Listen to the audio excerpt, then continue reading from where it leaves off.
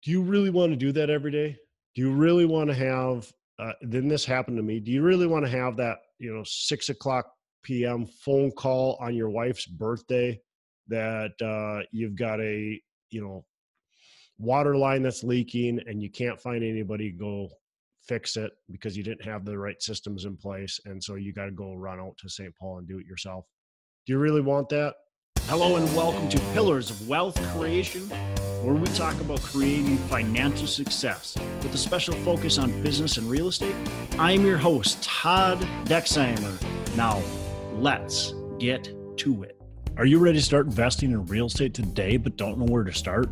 Sometimes investing can seem way too complicated, but it actually couldn't be any easier than with HomeInvest.com. You know the co-founder and my friend Nate Armstrong. He appeared on episode 20, and if you haven't heard it, go back and listen to it, episode number 20. Home Invest is a company that allows you to invest in turnkey real estate. Their goal is to build powerful investment tools that make real estate investing accessible to everyone. They have contractors and property managers available for you with the click of your mouse. While other real estate agents can only offer a property, Home Invest brings you a full turnkey package that allows you to diversify your investments, earn passive income, and start building equity in properties. Their simple, intuitive design allows newcomers and experienced investors alike to hit the ground running and to be able to choose the properties when they want and where they want. View easy to understand charts and data to allow you to buy in only a few clicks or just a simple phone call. With Home Invest, you'll be building your portfolio as quickly or as slowly as you would like. And right now, Home Invest is giving our listeners, Pillar of Wealth Creation listeners, a free course on how to finally win in real estate investing. So go to homeinvest.com/pillars. That's homeinvest.com/pillars to claim your free course today. Hey, welcome back, Pillars of Wealth Creation listeners, to this Hump Day Hustle. I'm your host, Todd Dexheimer. With me, as always, is John Stiles with Bridge Realty. John, how are you doing today? I'm doing great, Todd. I'm enjoying this weather. This fall is one of my favorite months. So, yeah, absolutely, man. I love it too. I am doing well. Definitely doing good, and working on a couple things with the business. Working on, I think, a previous episode I talked about where I'm at with apartments right now. I'm definitely still wanting to buy. I'm wanting to maintain as aggressive as I've been with buying, but I'm not aggressive in my underwriting, so that doesn't bode well for buying. So I'm still looking, definitely contacting brokers, but most of the deals I'm pretty far off, whether it's on market or off market. When it's on market, I'm just way off. I'm off by 10+%. It seems like almost every on market deal, somebody's willing to pay way more. Off market deals, I'm quite a bit closer usually, but still I'm usually not even close. So for me, it's not time to give up. It's never time to give up. You always continue to look. And whether you buy something or not in a market where you feel like, hey, I don't know, I can't project in my analysis rent growth of 5%. I just can't. I can't project, that we're going to buy it at a 5.5 cap and sell it at a 5.5 cap. I just can't. So for me, I can't change the way I underwrite, but it doesn't mean I can't find deals. So I keep on looking, and I will find, I'm sure, another deal. I mean, I just bought one a month ago, so I can't be too greedy, right? Save some for the rest of us. So, but the good thing is, too, instead of just giving up and going, you know what, this market's hot, I don't want to risk it, I'm just not going to buy. If you're continuing to build relationships through this time, then when the market does shift and you are wanting to buy, you already have like some of the hard things done, right? So you already have your broker, your lender, your property manager, your contractors. You already have all these, key ingredients. So, and you know the markets really well too, and you've got your pulse on what's going on. So all of a sudden, as the values start to drop, you can see that really quickly, and you know who to talk to, and you know how to act. And oftentimes, you're probably going to see some of the same properties. Properties that you bid maybe 12 million on, and all of a sudden they're on the market for 11 million, 10 million, and you can buy them now. So I think it's always important to just keep on paying attention. That's what I'm doing. But with that, I'm also understanding where I think we are in the market, and then now taking advantage of some other opportunities that my business can expand upon, and kind of looking to grow, looking to maybe partner strategically with the right kind of people to grow some of those other aspects. And so I think that's important too, when you're in any kind of business. Can we vertically integrate? So I'm looking at, I've got my contractor's license. Can I take my contractor's license and do something with that? And why would I do that? Why would I want to be a contractor? Well, I don't really want to go and swing a hammer. I'm not going to. But I do want to have my crews stay busy, and I've dwindled those down. And to me, I feel like I kind of want to build them back up a little bit. When opportunity does happen where I can buy 100 or 200 or 300 unit apartment building in the Twin Cities, if I've got it all in-house, it's going to work a lot better. So if I can, build that up a little bit right now, and we just do some third-party stuff.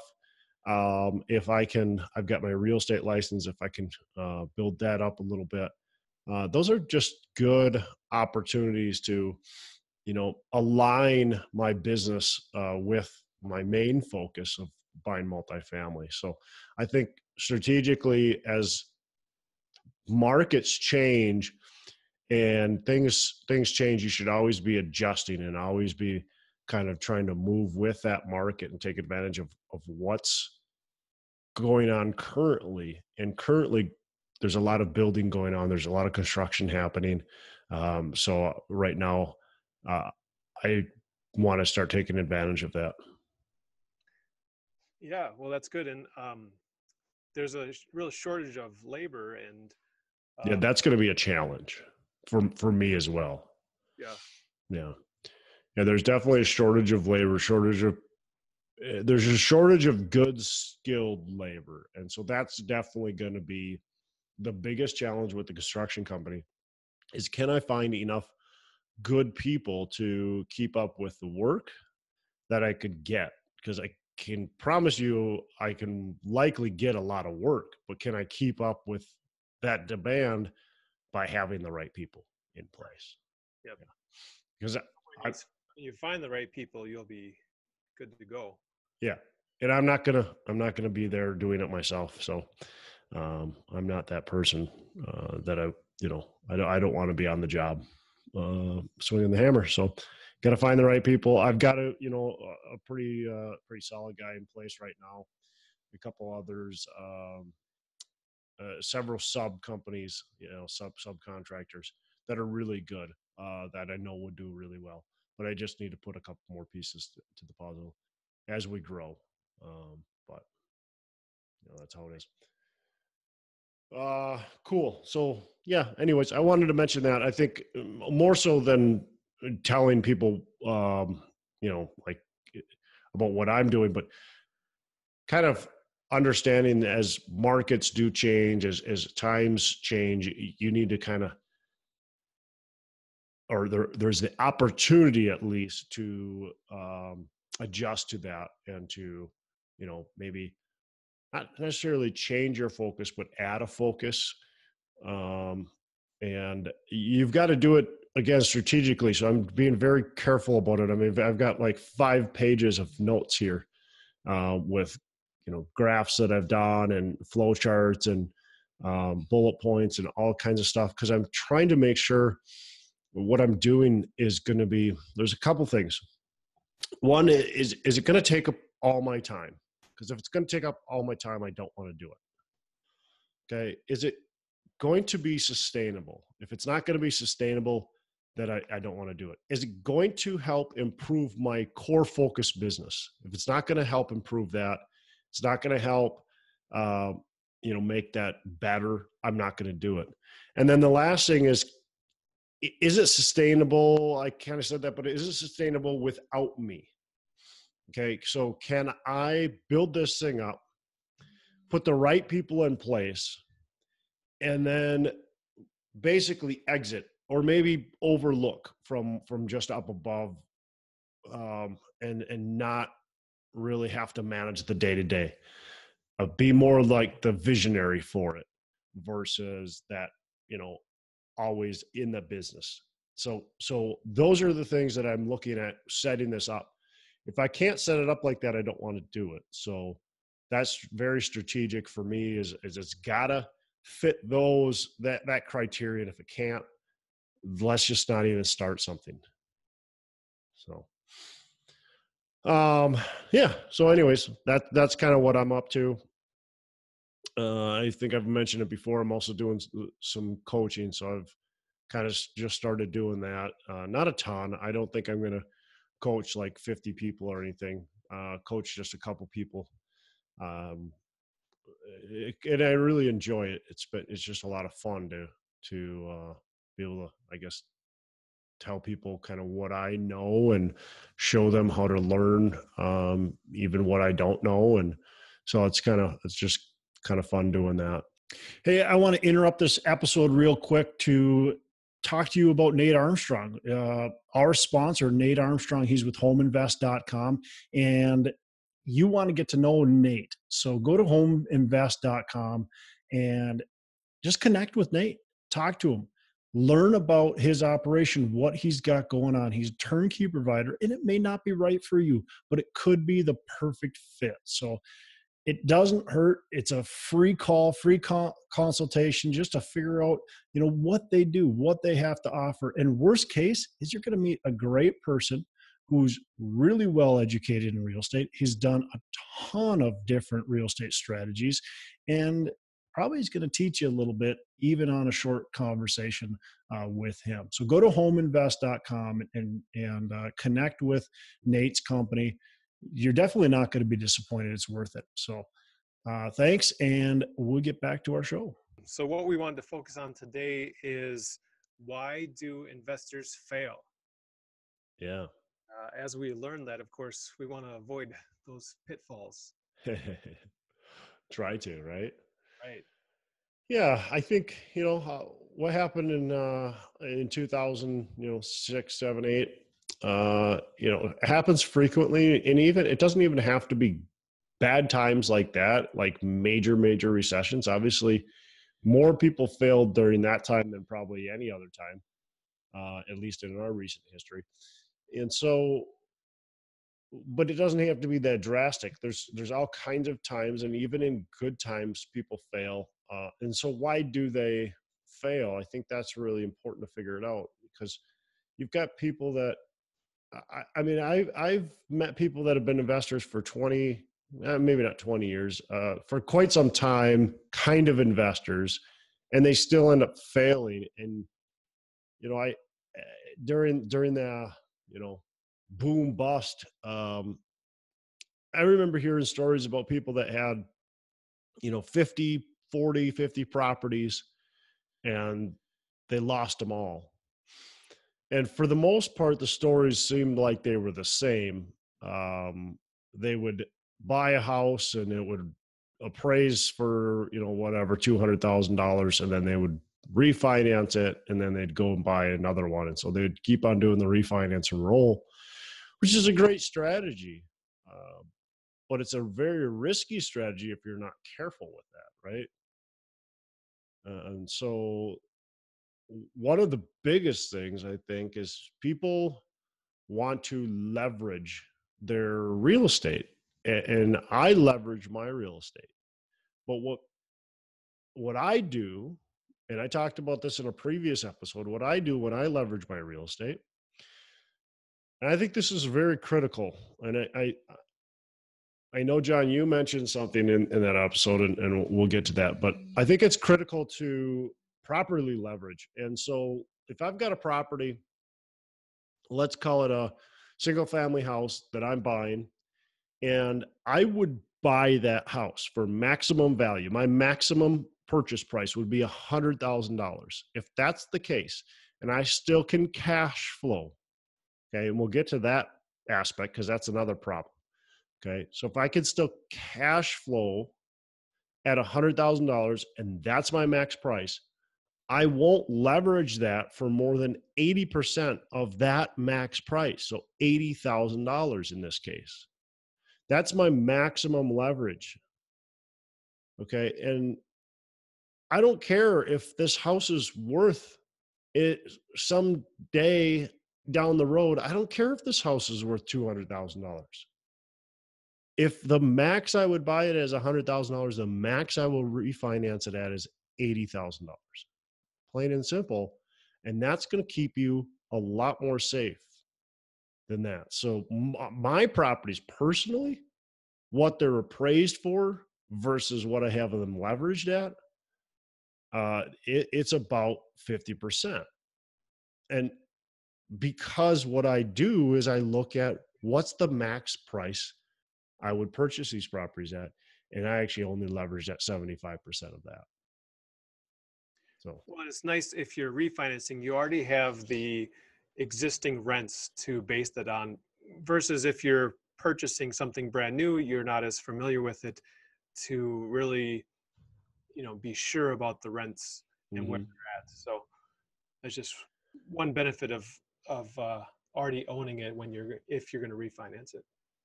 yeah, and I mean, when purchasing is a totally different mistake. If you purchase it at the wrong price, and we'll talk about that in just a little bit, but if you purchase at the wrong price and then you, of course, finance it at the wrong price, I mean, that's a whole nother scenario, right? That's a same mistake. You're over leveraging, but that's for a different reason. And the reason is because you didn't analyze it properly.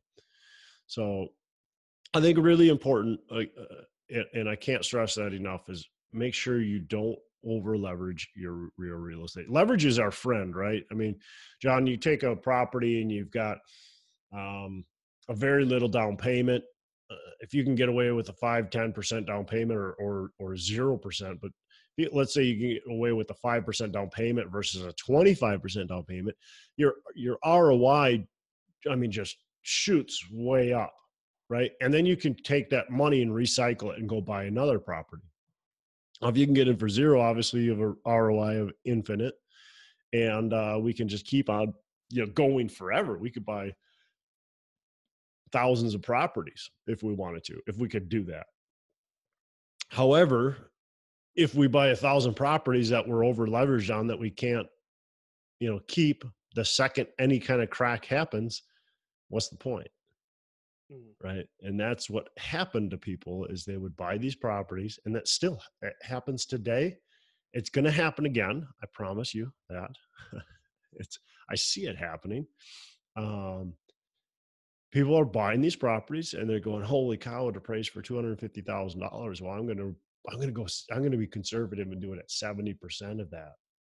Well, if you would only buy it at 150, 70% of that is still a bad deal for you. You shouldn't be doing that. In the Twin Cities, we've got like 3% vacancy, 3.5%, 4%. I can't remember what it was. We just talked about it, but let's call it 3% vacancy. Yeah. Well, during the recession, we had like an 8% vacancy. Plus, you have a lot more bad debt because you've got a lot more evictions and stuff like that. So now instead of 3% vacancy with very little bad debt, now we've got 8% with a lot of bad debt. So we really have an effective like 12%, vacancy rate. Well, that adds up pretty dang quick when you're only cash flowing $100 a month, And yeah. So anything on leveraging, John, that you want to mention? Yeah. I mean, just as long as people are not going the opposite direction, some people like to buy all cash and just not have any debt. But I think that's going to slow down your growth quite a bit, because Yeah. it takes so long to build up that cash if you're buying everything cash. So leverage can be a great tool, but it just has to be used wisely.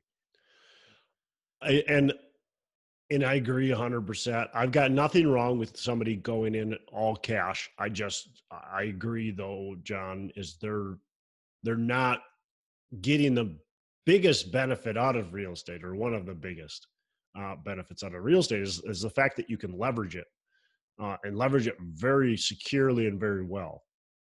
So, yeah, if you go in at no mortgage, I mean, you've got very little risk. You're gonna be successful in real estate, right? You're gonna get positive cash flow if you've got zero mortgage on it. But are you really maximizing what you could do with that real estate? Even if you've put 50% leverage on it, 40% leverage on it, you're still going to do better. So,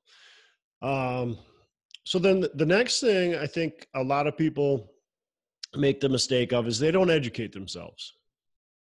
Um, there's two sides to this education part, right? And so let's actually, I'm going to lump two things together. They don't educate themselves, and they just don't get started. Okay, so those are like the opposites of each other, because sometimes you get the person that just educates themselves and that's all they do. They just keep on learning and learning and learning and learning, and they never push the go button. And if you never ever push the go button, you're never ever going to get started, and then all that education's for nothing. And so many people do that. But then the other people hear that and they go, "Oh, I just got to get started. I just got to get started." So they should go out and buy something without truly understanding the real estate. And I kind of did that myself. I mean, I would say I educated myself, but I even look back and I go, "Holy cow! What I didn't know is amazing." And so it's so easy to think, "I'm just going to go and buy real estate." I mean, it's simple, right? And it was simple during the time that I bought it, because when I was buying a house for $60,000 that was, rent for $1,400. I mean, anybody can now do that math that knows how to analyze properties, and you can figure that out, and that it works. But so I kind of got lucky, but if I was buying now and with that same philosophy, I didn't really understand what reserve accounts were. Somebody in some book told me about a reserve account, and they said that I should be putting away, I can't remember, what the exact book number, but it was, let's say, 250 or $300 a month per unit. Well, then I go, "Oh, I got a single family, so I got to sorry, not per month, per year. I got a single family. I got to put away $300 per year for a single family." Okay. Well, that's, $25 a month. That's nothing, right? I can do that. So it doesn't deduct much off my cash flow. But now, if I were to tell myself again on a single family, what should I be putting away? It would be more like $250 a month, not a year. So there's a big difference, because we have a roof and all this kind of stuff that we eventually have to replace. And so we have to take that into account. That would be the biggest thing that I didn't know and I didn't understand the difference of. So educate yourself. I think that's really important, is making sure you understand the exact aspect of real estate that you're doing or wanting to do. That would be the for sure extremely important. So Yeah, and I would just add that it's very helpful if you're passionate about the topic that you're learning about. I know growing up through school, I wasn't a bad student, but I wasn't like a super great student, and it just because I didn't, I was one of those typical kids that didn't care about why was I learning this, what am I going to use this for. But I feel a lot more interested about real estate education since I'm passionate about it. I'm interested in it. yeah. That can really be a helpful thing. Yeah. remember back in school, at least for me, it was like, I'll never use this I'll never use this. What am I learning this for? Which actually is the case for a lot of stuff, but, but still, yeah, being passionate about what you're learning about is definitely helpful. And if you're not passionate about real estate, well, then maybe you don't see, I think real estate's for everyone, right? But owning a single family home or owning a duplex or owning an apartment building, on your own, or flipping, or whatever aspect of real estate isn't for everyone. Okay. You might like one aspect over the other. Or you might just want to be completely passive. Maybe that's the best route for you. So you've got to figure out, do I think real estate's for everyone? Yes, but there's definitely different ways to go about it. Maybe you're completely passive. Maybe you're a hard money person. Maybe you're a note buyer. Maybe you're a flipper. Maybe you're single family home renter. Maybe you're an Airbnb, short-term rental person. So there's so many different scenarios, so many different things that can get you excited about it. But yeah, educating yourself is really, really important. And I think surrounding yourself with people that are doing exactly what you want to do is going to be helpful too. And finding not only just, it's easy to find people that want to do what you want to do, but it's a little harder to find the people that are already doing it. And I think you need to go out of your way, and you need to actually find the people that are doing it. If somebody comes to me and talks to me about single family house investing, I can tell them quite a bit of stuff about single family house investing, because I've got, about 50 1 to 4 family properties. So I can tell you what are the pitfalls. I can tell you what the benefits are. I mean, there's definitely benefits and pitfalls to it. And I can tell you how to analyze them, and I can educate you on them. And so learn from somebody, and I don't want everybody to call me tomorrow. Learn from somebody that knows what they're doing, that's done it before. And, and then obviously there's books and podcasts and stuff like that out there too. But make sure you figure it out. And if you want to learn about apartments, we got an apartment investing series that we did, like episode 30 through 50-ish, somewhere around there. Go back and listen to that. I mean, I think that gives you a good, foundation. There's a ton of other information out there that you need to continue to consume. I think in real estate, mentors are extremely important, whether you're paying for a coach or mentor or whether you're just finding somebody. But I would highly, highly recommend finding a mentor, hiring a mentor, finding a business partner that is already done the business. I think that's really, really going to be helpful. Yep. There's only so much we can do by ourselves. So it's really helpful to learn from somebody who has already been through it. So. Yeah. And then we already kind of mentioned it, so I won't spend a ton of time on it, but get started. Don't just sit there and if you don't get to me, if you've been studying this for, more than 2 years, it's going to be challenged to get started if you haven't done it already. So eventually you've got to get started. You can't be super educated and just never start. So you've got to start for sure. That was, let's see. So what else do we have? I mean, what are the other pitfalls? I would say, to me, maybe the next big one is not analyzing the deal properly. And that comes with education for sure. But people will look at a deal and they'll look at the pro forma, or they'll just hear what a realtor says, or hear what a, property manager says, or hear what whoever the seller says. And they just take that for gold, and they don't do their own research. They don't do their own analyzing. And then they end up getting it wrong. And people for some reason think that the numbers are lying to them, and they'll change them. So the numbers tell them the story they want. So I think analyzing is really important, but along with analyzing, like, get the emotion out of it. I think people do that, like you said, they change the story. They, oh yeah, geez, I really want to do this deal. I think we'll probably get 5% rent growth, something like that. I think I think it'll praise for this. And so people, I think, over like just get emotional. So analyzing without emotion is just really important. Understanding, you have to understand all the numbers that are going into it.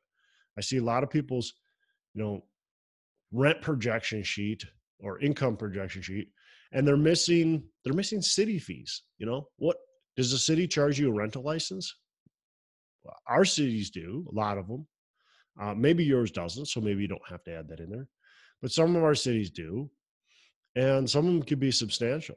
So if you forget that, that could be $80, $100, or maybe even more. So, add those things in there. Make sure you're adding. Do you get taxed? Well, sure. Do you have to pay taxes? Yeah. Do you pay an accountant? Well, I do. And if you don't, do you think ever you will? If you ever will pay an accountant, is that an expense? Yeah, that's an expense. So for me, like I've got an accountant that I pay, and just to pay the accountant, um, for all my businesses is like 15, no more than that, like $20,000. So I got to break that down into all my businesses and figure out what I'm paying per property and all that kind of stuff. And so I'm paying about close to $100, $150 a year, on an accountant per property. And it varies depending on the property, but because I go by the unit size and stuff. So you got to take in that consideration. You got to take into consideration all the expenses, and I think a lot of people miss out on that. One thing with property taxes, are they stagnant? Do they stay the same? Usually not. They often Never. go up right after you purchase the property because it's now based on the new valuation that you purchased it at. So Yeah. good idea to, probably increase those a little bit. What do you do with property taxes in your projections? Yeah, I increase them to what they'll go up or what they should go up to. So most counties have, a formula. It's, most counties are right around that 1 to up to 2%, but 1 to 1.5% of the purchase price is what you're going to get charged for taxes. So you can figure out what your county's at, and if you can't figure out the formula, call them. If you can't find the information, just take what a couple of properties just recently sold for and what they're getting taxed at, and then figure out your formula.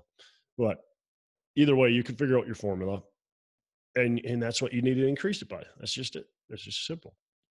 So that should not happen, but that mistake happens all the time, all the time. Yep.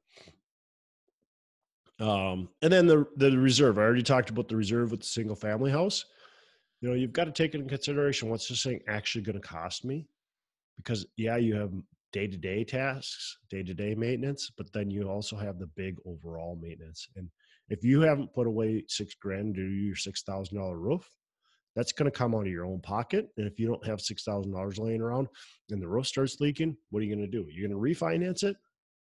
Oh, great. Now you just refinance it. Now you've got more leverage on it. Now you've got more risk on it, So make sure you have that replacement reserve. Make sure you're putting that away. Make sure you understand how much that's going to cost. My general rule is between $200 to $250 a month for a single family. For a duplex, you're between, $200 to $300 a month.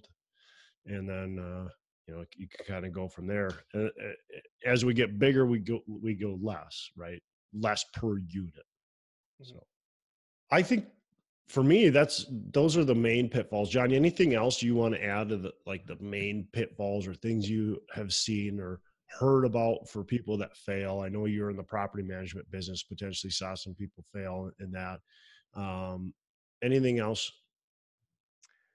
I think the main thing I wanted to just touch on is that, if you're in that position where you are not starting and you've been thinking about it for a long time and this is really what you want to do, but you just haven't pulled the trigger, maybe taking a self-assessment, or maybe do it with somebody else to say, what is it that's holding up the process? Is it a fear of something? Is it literally, a real issue, or is it just a mental issue? And whatever it is, you can then, once you identify it, then you can take action upon it. You can see Yeah. what needs to take place in order to overcome this specific issue.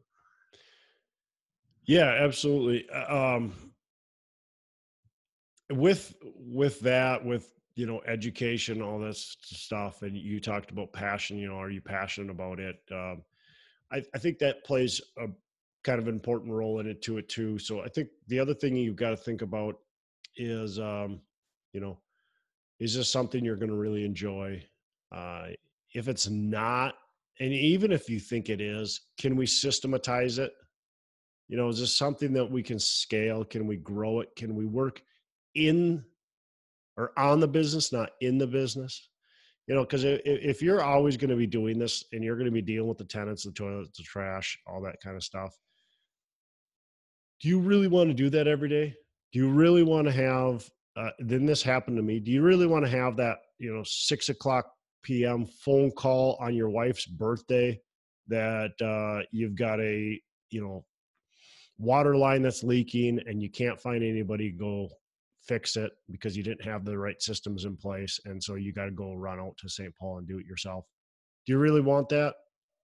And is that going to cause you to burn out? And then once you burn out, then no longer is that property going to be profitable because you just want nothing to do with it, and you kind of let it go. And you see this a lot. You see people, tenant or landlords that definitely have burned out. They just hate the properties.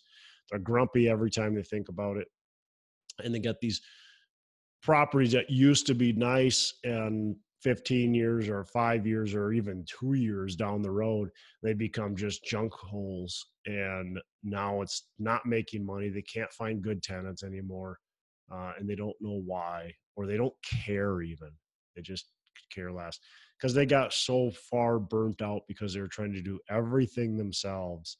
So that's the other thing. When you're doing your analysis, make sure you analyze it with other people doing all the work for you, right? Make sure you have a property management company. Make sure you've got contractors. And then I would say start putting those systems in place to make it easier. I manage all my properties, or my company does. We manage our properties, but I don't go to the properties every single day. Very rarely do I go to most of these properties. So you can put the right systems in place and still manage it. It's going to cost you a little bit more anytime you hire people or have people doing the work. It's going to cost you a little bit more, but you need to analyze that, put it in your numbers, because eventually you're just going to burn out especially if you, I can't imagine taking care of 15 properties on my own, doing all the maintenance and stuff like that. And then wanting to retire and continue to do that. I just can't imagine that. That's probably a huge one, what you just covered there. So, getting burnt out, we had, that's the majority of properties that we see for sale, at least in the Twin Cities, is people that are so frustrated with their property. And it's probably because they didn't set up as a business where, like you just said, where they're just the CEO, just the person kind of overseeing that things are getting done, but they're not necessarily doing each and every task that's required. So Yep. And those are the properties that you're going to end up buying. Those are the good deals. Either the foreclosures, the landlord who couldn't keep their property, or the burnt out landlord that still has a property but just doesn't even want to see what it looks like anymore. They maybe haven't even been there for a few years. Like they don't care. Tenant calls them for repair, go fix it yourself. So awesome, man. Well, I think that's it. I'm sure there's other reasons, but those, I think, to me, are the ones that stick out for me. And so just try to avoid them at all costs. Try to avoid those. Most of them are very, very, actually all of them are very preventable, to avoid the pitfalls and to be able to keep your property. The reason why I want to talk about this too, I think it's important to talk about now because very few people are losing their property right now because values are going up, rents are good, tenants are paying, all kinds of stuff, and so what? But once we do have a recession, which eventually will happen, maybe it won't be for 5 years. I don't know, but eventually it'll happen, and once it does, the people who didn't do it right or keep on leveraging just to buy more are going to be the ones that are going to be stuck, and they're going to be the ones that are getting hurt. And I don't want any of my listeners getting hurt. The listeners of other podcasts, they can go get hurt. That's fine. Oh no, I'm just joking. I don't want anybody getting hurt. So if we can avoid those risks, I mean, that's going to be huge. Sounds good. Awesome. Well, awesome. That's it for me, John. How can our listeners get in touch? Yeah, just go ahead and whatever platform you're listening to us on, whether it's iTunes or SoundCloud or you're watching us on YouTube, we'd love to get your comment down below.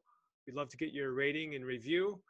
And if you are listening but you like to watch, be sure to just type in Pillars of Wealth Creation on YouTube. Or if you're watching on YouTube and you like to listen, just select your favorite podcast platform. And again, Pillars of Wealth Creation. John, we just released episode 100, right, on Monday. So if you haven't listened, if this is like your first time listening or you're just starting to tune in, go back and listen to some of our other episodes. Episode 100, I just went through some advice that I heard from a lot of the guests. You know, we've had 50 guests, and I talked about some of the advice, and there's a lot of like reoccurring advice that happens. And so I tried to mention as many of those as I could, and tons of good value, I think, in a lot of these previous episodes. So go back and check some of those out, and check out episode 100. And again, for all the listeners who've been listening for a while, I appreciate them. It's just been a blast.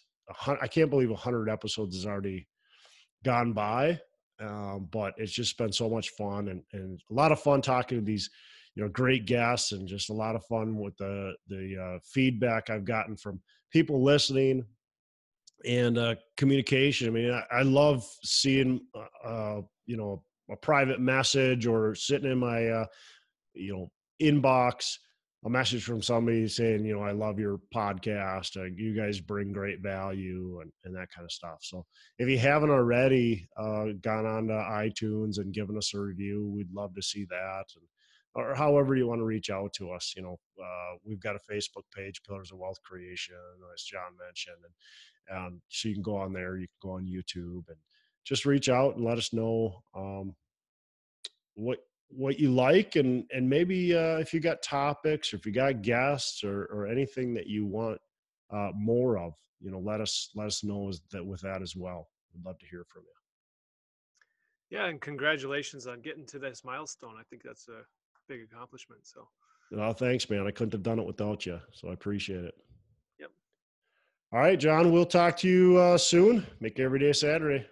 You too. Are you ready to start investing in real estate today but don't know where to start? Sometimes investing can seem way too complicated, but it actually couldn't be any easier than with HomeInvest.com. You know the co-founder and my friend Nate Armstrong. He appeared on episode 20, and if you haven't heard it, go back and listen to it, episode number 20. Home Invest is a company that allows you to invest in turnkey real estate. Their goal is to build powerful investment tools that make real estate investing accessible to everyone. They have contractors and property managers available for you with the click of your mouse. While other real estate agents can only offer a property, Home Invest brings you a full turnkey package that allows you to diversify your investments, earn passive income, and start building equity in properties. Their simple, intuitive design allows newcomers and experienced investors alike to hit the ground running and to be able to choose the properties when they want and where they want. View easy to understand charts and data to allow you to buy in only a few clicks or just a simple phone call. With Home Invest, you'll be building your portfolio as quickly or as slowly as you would like. And right now, Home Invest is giving our listeners, Pillar of Wealth Creation listeners, a free course on how to finally win in real estate investing. So go to homeinvest.com/pillars. That's homeinvest.com/pillars to claim your free course today.